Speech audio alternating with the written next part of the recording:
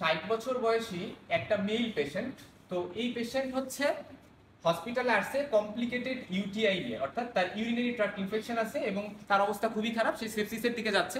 এখন ডক্টর চিন্তা করলো যে তাকে আইসিইউতে নিল এবং আইসিইউ থেকে চিন্তা করলো যে আমার হচ্ছে এই পেশেন্টটাকে এখন হাই ডোজ অফ অ্যান্টিবায়োটিক দিতে হবে। কি অ্যান্টিবায়োটিক দিব?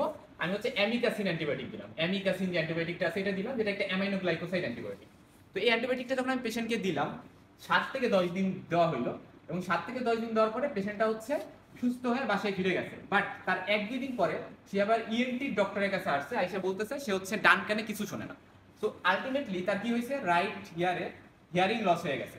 সো এই যে হিয়ারিং লস হইলো, হিয়ারিং লস, তো এই হিয়ারিং লসটা কেন হয়েছে? এটা হচ্ছে এই যে ওষুধটা তাকে দেওয়া হয়েছিল অ্যামিকাসিন, এটার সাইড ইফেক্ট হিসেবে কিন্তু হয়েছে। তার মানে কি, কিছু ড্রাগ আছে যে ড্রাগগুলা হচ্ছে অটোটক্সিসিটি করতে পারে, এবং এটা শুধু অ্যামাইনো গ্লাইকোসাইড না, আরো বেশ কিছু ড্রাগ আছে যেগুলা ইনার ইয়ারকে এফেক্ট করে এবং হিয়ারিং লস করে।